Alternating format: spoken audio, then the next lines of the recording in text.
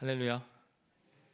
오늘도 저와 여러분의 삶 가운데 예수 그리스도를 기다리며 누리는 큰 축복이 임하시기를 간절히 바랍니다. 지금 우리는 권태의 시대를 살아가고 있는 듯 싶습니다. 권태가 무엇인지 아시죠? 이권태, 김권태, 이거 권태 아니고요. 어떤 의욕이 떨어진 상태? 이거 권태라 그러잖아요. 찾아보니까 어떤 일이나 상태에 시들해져서 생기는 게으름이나 실증난 상태? 이게 권태라는 거예요. 그러니까 남편과 아내가 서로를 볼 때 권태가 아니죠? 즐겁고 행복하시죠? 보통 권태기 그렇게 쓰긴 하죠. 좀 시들시들한 그런 느낌. 사랑으로 가다가 정으로 막 들어가는 그 시점, 그 시점에 이런 어떤 권태기들이 온다고들 하더라고요. 근데 이게 부부 상태에만 권태기가 있을까요? 아니면 모든 일들 가운데 이런 권태기가 있을까요? 모든 일들 가운데 이런 권태기가 당연히 있겠죠. 사실 우리가 생활하는 데 있어서 이게 얼마나 바쁩니까? 그리고 분주하잖아요. 그리고 할 일도 너무너무 많아요. 저는 오늘 예배 끝나고 아멘 하고 집에 가면 또 이 자리에 서야 되거든요. 바로 다음 주가 바로 돌아오고 똑같이 인사할 거예요. 이번 주가 몇째 주예요? 이렇게 인사할 거거든요.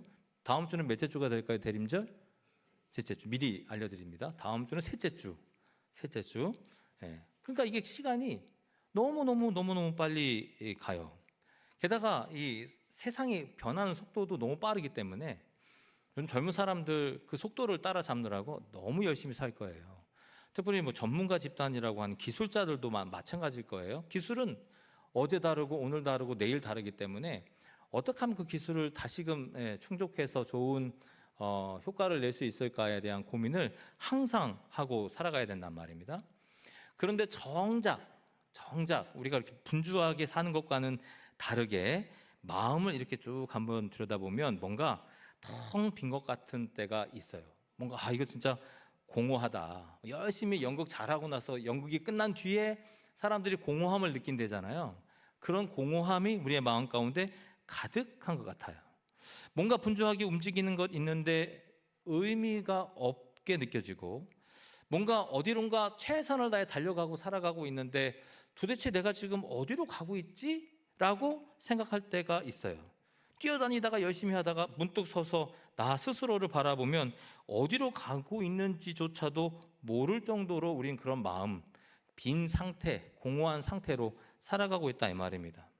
세상도 보십시오. 뭐 경제가 흔들리고 뭐 정치가 혼란스럽고 뭐 여러 가지 위기가 많이 있지 않습니까? 사회 전반에 이런 불안적 요소가 너무 많이 있는데 저는 그건 별로 안 무서운 것 같아요. 가장 무서운 게 무엇이냐? 이건 뭐 환경의 위기, 뭐 경제의 위기 이거 아니고요.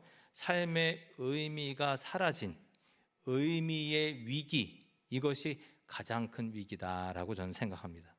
사람들이 도대체 왜 사는지, 무엇을 위해 일하고 있는지, 왜 가정을 꾸리고 미래를 준비해야 하는지 그 이유를 잊어먹었어요. 그냥 남들이 가니까 그 길로 열심히 갔거든요. 제 나이 또래 친구들만 봐도 뭔가 제가 자아 실현을 하고 어떤 식으로 나를 살아야 되게 이런 생각보다는 내 앞에 있는 그 아이 엉덩이만 보고 쫓아다녔던 기억들이 있거든요. 그러니까 그 의미조차 어느 순간에 딱 도다르고 나서 뒤돌아보니까 야, 도대체 내가 뭐 하고 살았냐? 이런 생각들이 생긴다는 말이에요. 목적이 사라지자마자 삶의 전체의 긴장이 풀어지고요. 그리고 결국 권태가 내 영혼을 가득 뒤덮어 버리는 듯 싶어요. 여러분, 이 권태는 그냥 단순히 우울이나 무기력으로 치부하면 안 돼요. 삶의 중심에 있어야 할 우리의 사명, 목적, 이유, 이것이 사라졌을 때 생기는 영적인 공허, 이게 바로 권태라는 겁니다. 요즘 직장인들 사이에, 특히 젊은 사람들 사이에 조용한 퇴사라는 말이 되게 유행하고 있대요. 조용한 퇴사? 이유가 무엇일까 봤더니 출근은 해요. 일도 열심히는 해. 하지만 뭐가 없어요? 마음이 없어. 뭔가 그 일의 성취감을 느끼지 못하는 상태. 그래서 이미 몸은 있는데 마음은 퇴사한 거예요. 그러니까 조용한 퇴사라는 말이 유행하는 거죠. 여러분들도 그렇지 않겠습니까? 지금 이 순간에 혹시라도 조용한 퇴사를 하신 분이 있을까요? 예배 드리러 왔는데 이미 마음은 저기 어디 이마트 가 있거나 오늘 점심을 뭐 먹어야 될까 생각하는 분 혹시 계시진 않을까요? 그게 조용한 퇴사인 거예요.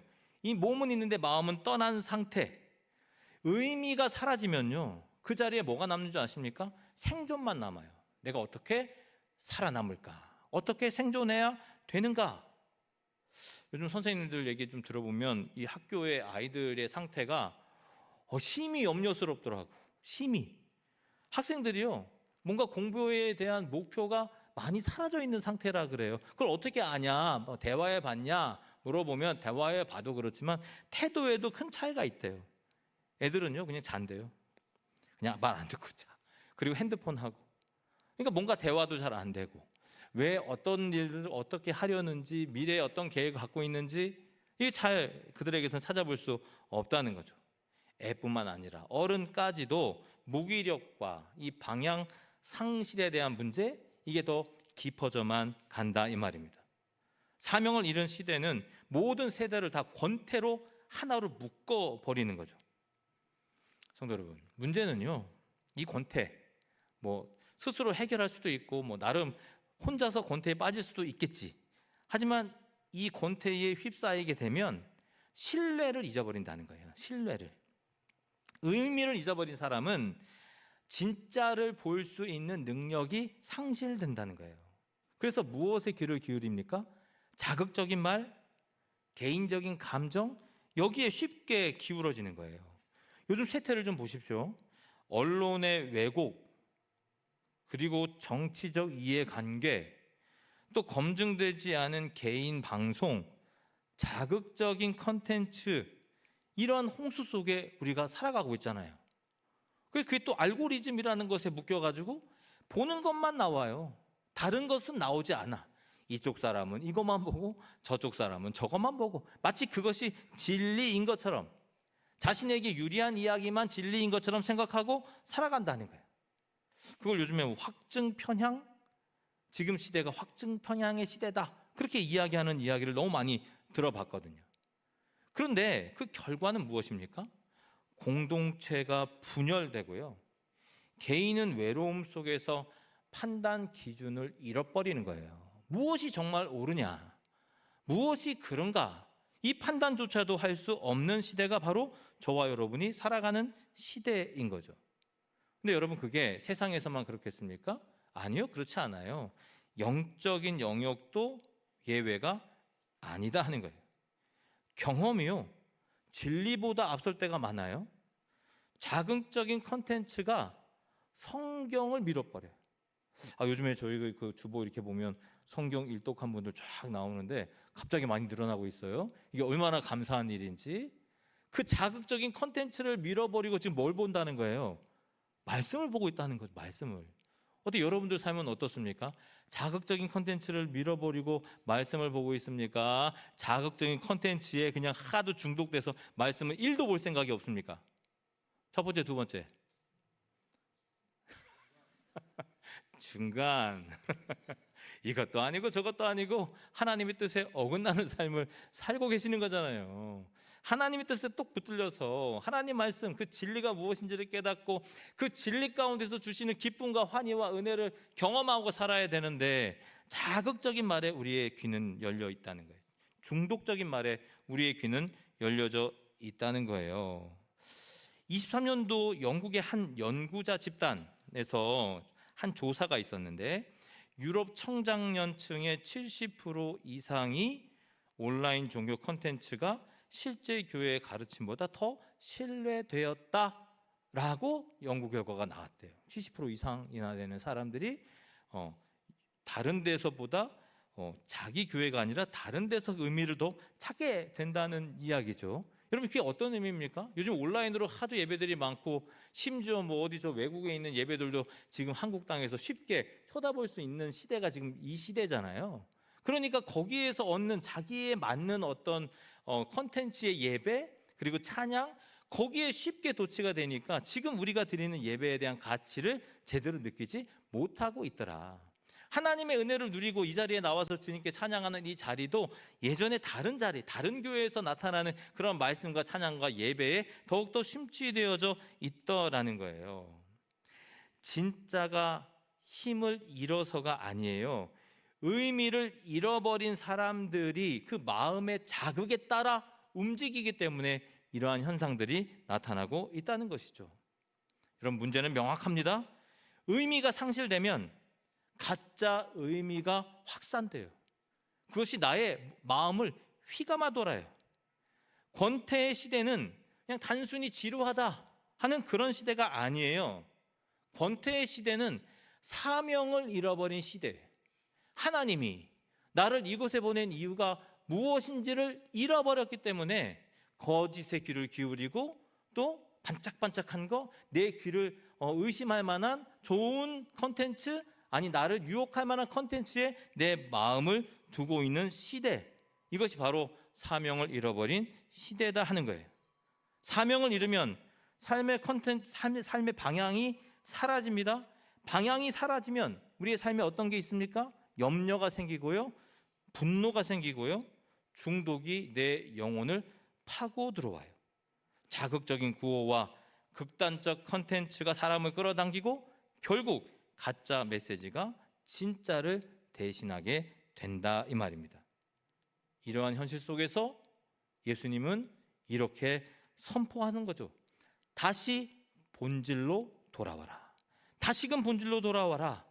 겉모습으로 판단되는 시대, 말의 양이 마치 신앙의 깊이를 대신하는 이 시대에 예수님은 단호하게 말씀하십니다.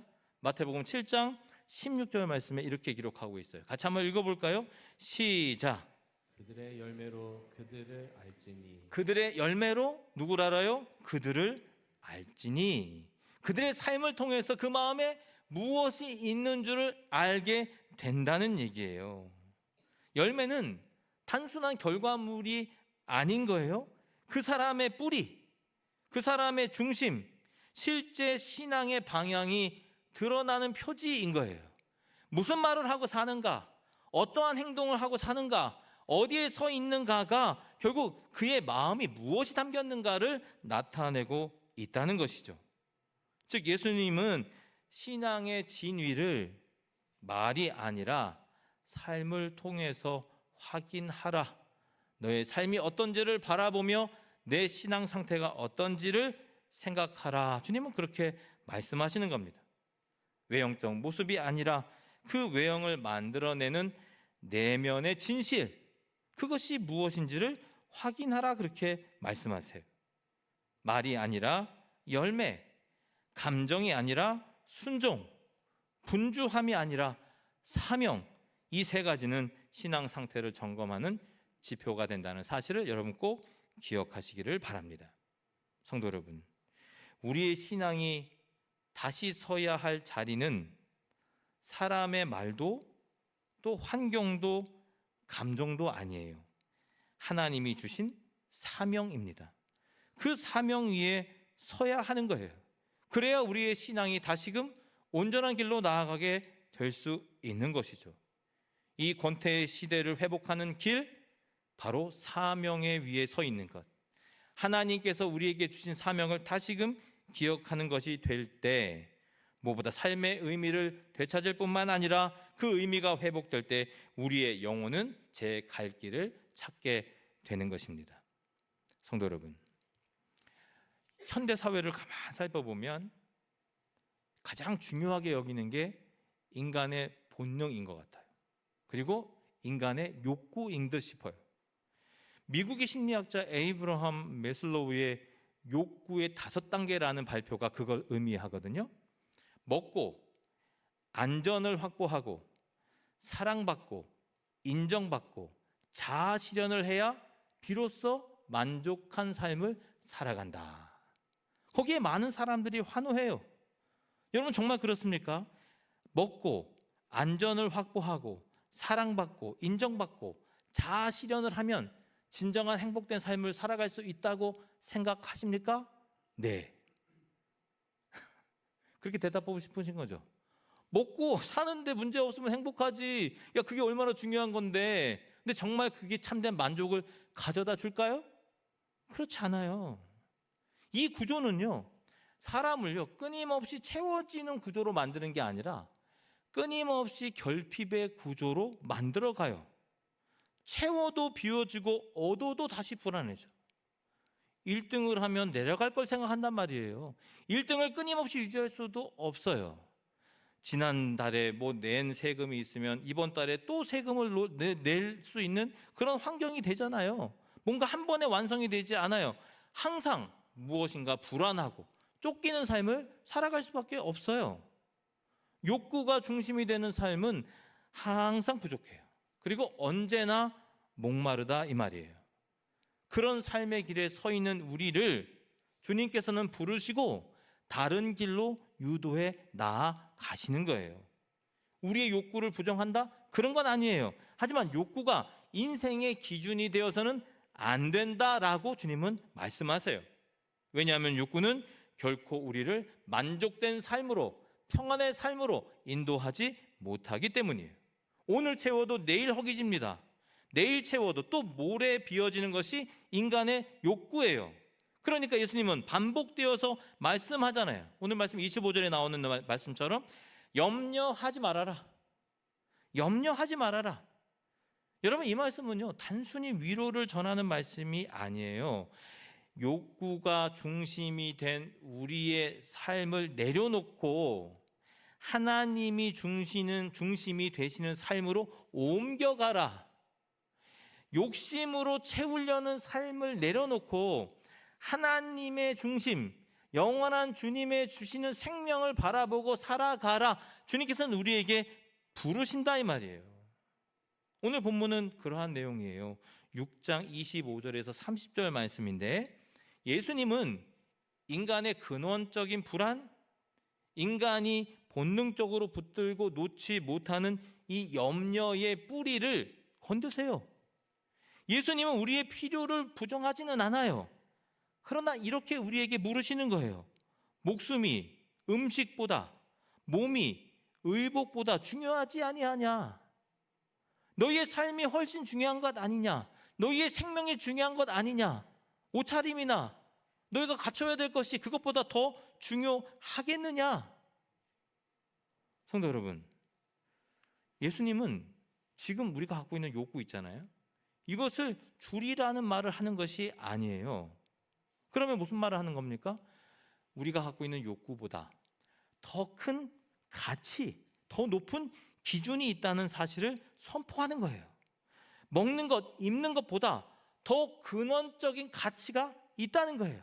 여러분, 그게 무엇입니까? 하나님께서 우리에게 주신 존재의 가치 그리고 사명이 그것이다. 주님 그렇게 말씀하고 계세요. 왜 태어났니? 왜 태어났니? 누군가 그렇게 물으면 내가 도대체 왜 태어났을까 생각하는 것이 아니라 하나님께서 이곳을 통해서 이루리라 하시는 것들을 나를 통해 이루어 가시겠다. 하나님이 나에게 사명을 주셔서 내가 이 자리에 있다. 하나님께서 나에게 생명을 주셔서 우리 가정의 구성원이 되었다. 하나님은 우리의 존재 가치를 자신의 사명을 통해서 나타내어라. 그렇게 우리에게 말씀하고 있는 거죠. 그러니까 너는 무엇으로 너의 존재 가치를 판단하느냐라는 이 질문이 우리 앞에 딱 설 때 바로 우리의 온전한 믿음이 드러나게 된다는 거예요. 욕구가 기준이 되면 염려가 커져요. 하나님이 기준이 되면 시선이 달라져요. 세상과는 다른 차원의 세상을 바라보고 살아간다 이 말이에요. 그래서 오늘 말씀을 보면 예수님은 이 두 가지 관점을 통해서 과연 우리의 삶이 지금 어떤가를 나타내주고 계세요. 먼저 26절 말씀에 무엇이 등장합니까? 공중의 새를 보라. 공중의 새를 보라. 새는 미래를 계획하고 살까요? 그렇지 않을까요? 잘 모르죠? 내가 새가 되지 않았으니 새가 어떤 생각하고 사는지 모르는 거죠? 알잖아요. 새는 미래를 계획하지 않아요. 저축하지 않는다고요. 미래 소득 계산하지 않아요. 내년의 위험을 대비할까? 그렇지도 않아요. 있는 거 다 주워 먹고 사는 게 새거든요, 새. 눈동자를 보세요. 새 눈동자 본 적 있으세요? 생각이 있어 보입니까? 이게 잘 못 믿으시는 분은 어디 길거리 가다가 저기 저 비둘기 있잖아요. 그거 자주 보이잖아요. 보면 돼요. 눈동자를 보시라고. 생각이 있는지 아니면 그렇지 않은지. 그냥 동그란 게 끝이잖아요. 생각이 있다 없다? 없어. 생각이 없어. 그런데 굶어 죽어요, 안 죽어요? 살아. 그 비둘기가 아직도 그렇게 많아. 왜 그런지 아십니까? 왜 살까요? 걱정도 많고 어지러운 세상에서 먹을 것도 없는, 어떻게 생존할 수 있을까요? 하나님이 기르시기 때문이죠. 하나님이 운영하시기 때문이에요, 세상을. 하나님이 만지시기 때문이에요. 여러분, 하나님이 우리를 게으르게 살아라 이 말을 하자는 것이 아니에요. 핵심은 이것입니다. 미래를 붙잡고 계신 분이 바로 누구냐? 여러분의 삶의 주관자는 누구냐? 아니, 이 질문을 끊임없이 우리가 설교 때마다 던져도 우리는 대답은 하는데 삶을 그렇게 안 살잖아요. 여전히 지금 밖에 나가서 내가 뭘 해야 되느냐, 뭘 해야 나에게 유익이 될까, 어떤 말을 해야 내 말을 따를까, 이 생각밖에 안 하잖아요. 하나님이 나와 함께 계신다고 하는데도, 주님께서 나의 삶의 주관자라고 고백하는데도, 주님이 나의 주인이시다, 세상의 통치자다라고 말하면서도 미래를 붙잡는 분이 마치 나인 것처럼 살아가는 것이 바로 우리의 삶이잖아요. 우리는 미래를 통제하려 하지만 작은 새조차도 하나님의 손 안에 있다는 것을 여러분 믿음으로 고백하시기를 바랍니다. 그러면 하나님의 형상을 닮은 우리는 어떨까요? 주님께서 우리를 잘 다스려 주실까요? 대충대충 놔두실까요? 잘 살도록 인도하시죠. 할렐루야. 그게 하나님이시지. 그럼 못하고 하나님 믿습니까? 대충 살고 갈 거면. 여러분 얼굴이 그런 얼굴이 아닌데? 하나님 여러분 삶을 인도하십니까? 믿으세요? 하나님 여러분 함께 계십니까? 여러분 먹이고 입히시는 거 다 하나님이 준비하십니까? 에이, 그래도 준비해야지. 미래를 집 한 칸 정도는 있어야지. 여전히 우리는 거기에 목말라 살잖아요. 하지만 예수님은 분명히 말씀하시는 거예요. 하늘에 나는 새조차도 굶어 죽이지 않으시는 것은 다 하나님의 손 안에 있기 때문이다. 할렐루야. 또 예수님은 28절에 뭐라고 말합니까? 들의 백합화가 어떻게 자라는지 생각하여 보라. 백합화는 스스로 아름다움을 만들어내지 않는데요. 우리는 스스로 아름다움 만들어내요, 안 만들어내요? 막 여러분 나오실 때 그냥 나오셨어요? 아니면 화장하고 나오셨어요?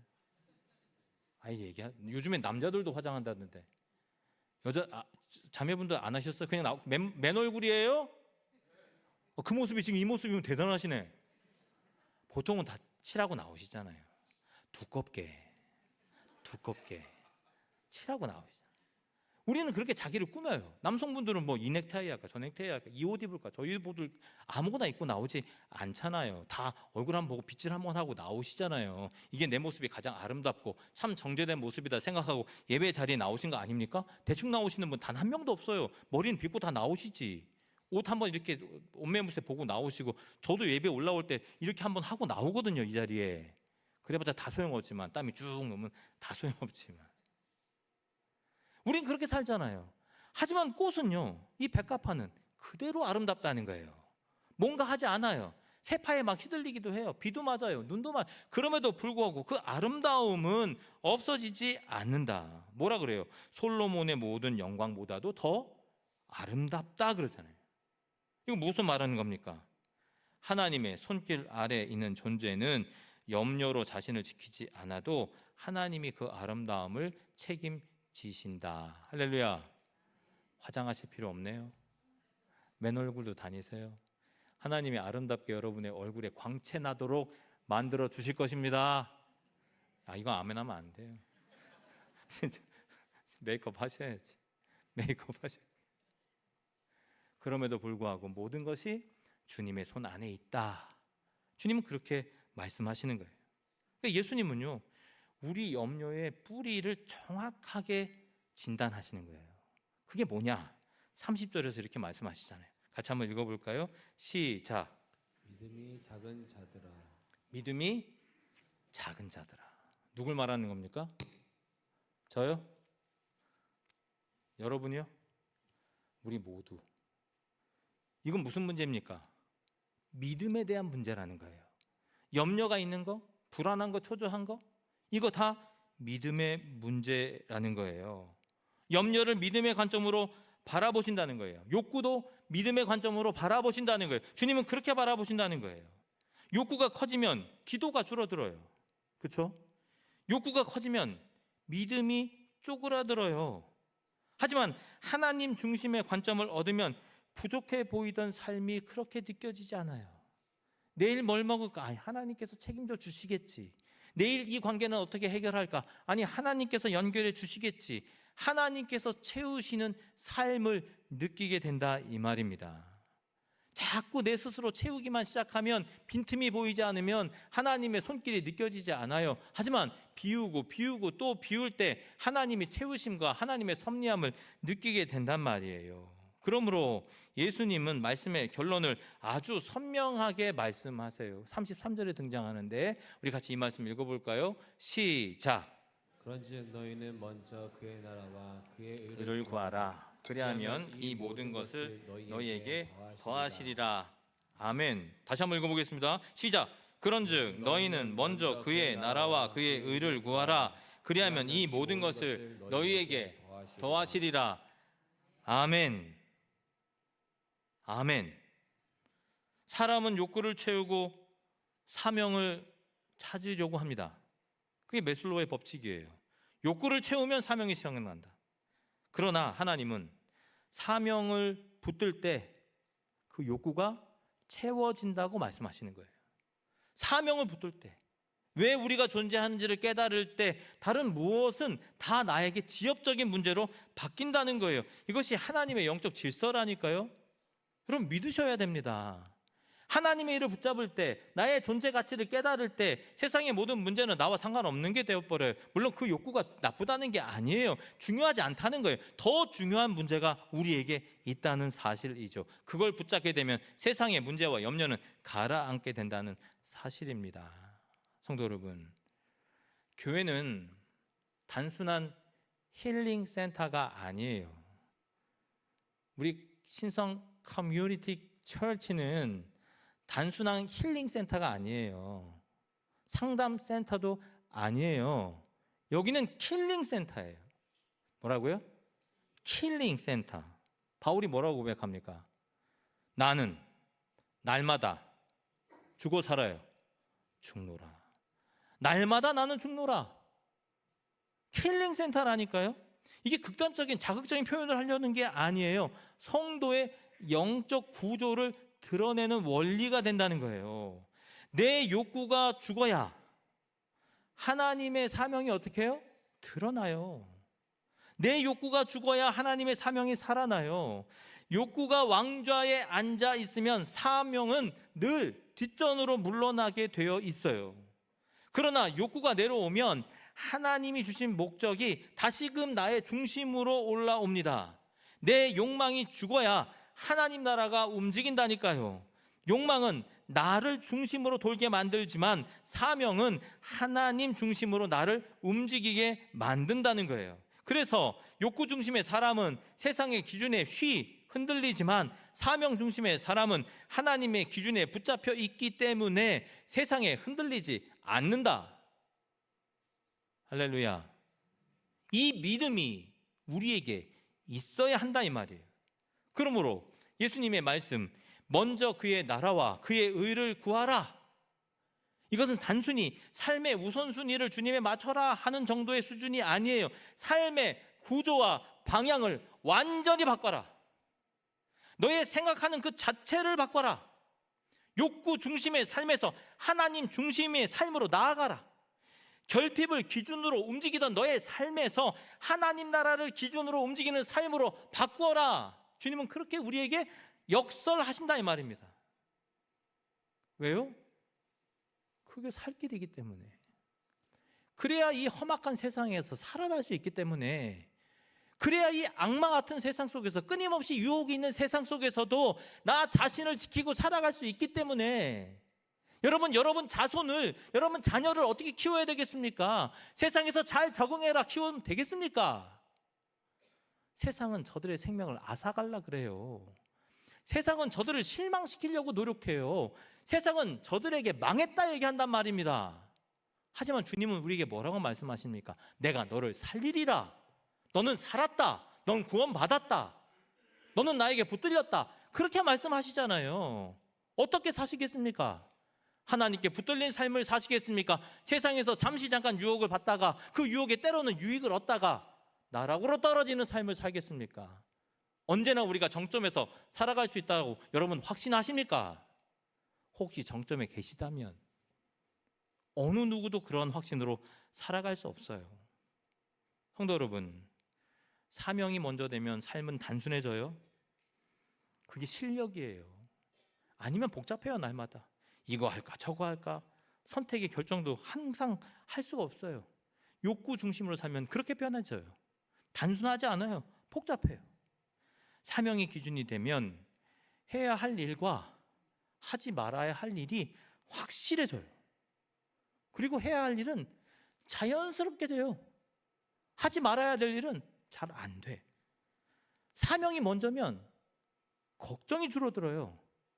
사명이 먼저면 하나님이 걸어가셔야 하는 그 길, 내가 걸어가야 할 그 길과 겹쳐 보여요. 아, 이 길로 가면 되는구나. 그리고 그 길로 갈 때 하나님은 우리에게 큰 은혜를 베풀어 주신다는 거예요. 왜요? 그 길에 생명이 있기 때문에. 생명을 공급해 주시기 때문에 하나님의 사명의 길을 갈 때 때로는 그 길이 험악하고 어려워 보여도 우리의 마음은 날마다 기쁨이 있고 감동이 있다. 일부 예배 때 젖먹이 아이가 딱 들어왔어요. 예배하러 들어왔어요. 제 마음도 환해졌어요. 화났다는 소리가 아니에요. 쟤도 울면 어떡하냐 걱정돼서 화났다는 소리. 환해지더라고요. 옆에 있는 그 아이를 보는 그 어른들의 얼굴이 어떻게 됐을까요? 찡그렸을까요? 환해졌을까요? 환해져. 지금 여러분이 저 보는 거가 달라. 정말 무슨 하나님 만난 듯이 애를 자기 애도 아니야. 그런데도 얼굴이 환해져요. 생명해 주는 능력이 거기에 있습니다. 그 어린아이의 생명 한번 생각해 보십시오. 쪼물딱쪼물딱거린 어린아이의 생명. 그 생명을 보면 기뻐요 안 기뻐요? 기뻐진다니까요. 즐거워진다니까요. 뭔가 생기가 도는 것 같아요. 그 아이 한 명 들어왔는데 분위기가 바뀌는 것 같아요. 쟤네들 저기다 막 가둬두면 안 되는데. 자 들려요? 여기서 막 같이 예배 드리는 날이 속히 왔으면 좋겠다 그런 생각도 들어요. 하나님께서 아이들을 잘 만져주셔서 저 아이를 통해서 우리가 막 기쁨이 얻고 즐거움을 얻고 감동을 받는 그 순간순간. 생명은 그런 능력이 있습니다. 생명은 그러한 능력이 있어요. 우리가 그 길로 나아갈 때, 사명의 길로 갈 때 하나님은 우리에게 생명을 불어넣어 주세요. 예수님이 이 땅에 화려한 모습으로 오지 않았어요. 잘 아시죠? 왜 그런 모습으로 오셨을까요? 우리에게 알려주시려고요. 무엇을요? 욕구로 채우는 방식이 아니라 사명을 이루는 방식으로 살아가라. 그걸 알려주시려고 마구간에서 태어나셨다. 주님은 그렇게 말씀하시잖아요. 대림절에 우리를 부르십니다. 그 자리에 앉혀주세요. 그리고 기다리라 하세요. 뭘 기다리는 겁니까? 욕구의 어둠에서 사명의 빛으로 돌이키는 것을 주님은 원하고 계신다는 거예요. 그게 바로 초대하시는 거예요. 먼저 그의 나라와 그의 의를 구하라. 이건 단순히 신앙적인 권면이 아니에요. 대림절이 선포하는 하나님의 선언이에요. 먼저 그의 나라와 그의 의를 구해라. 성도 여러분, 대림절의 빛 앞에서 다시 깨어나시기를 바랍니다. 욕구가 아니라 사명으로 사는 삶으로, 시대의 흐름에 떠밀리지 않고 하나님의 기준으로 온전히 서는 인생으로, 흐물흐물한 시대의 영적 단단함을 회복하는 사람으로, 어둠 속에서도 주님의 길을 준비하는 사람으로 서시기를 간절히 바랍니다. 그리고 기억하세요. 내가 빛을 따라가는 것이 아니라 빛이 나를 비춘다는 사실을. 지금도 역시 하나님은 우리를 바라보고 계신다. 생명의 길로 인도하신다. 그 길에 은혜를 허락하신다는 사실, 이 사실을 기억할 때 주님을 기다리는 그 시간이 결코 지루하지 않아요. 즐겁도다, 즐겁도다, 행복하도다, 감동 있는 삶을 살아가게 될 줄을 믿습니다. 그 믿음 가운데 이 대림절 하나님의 존존 앞에 온전히 기다리고 살아가는 저와 여러분 다 되시기를 간절히 바랍니다. 기도하겠습니다.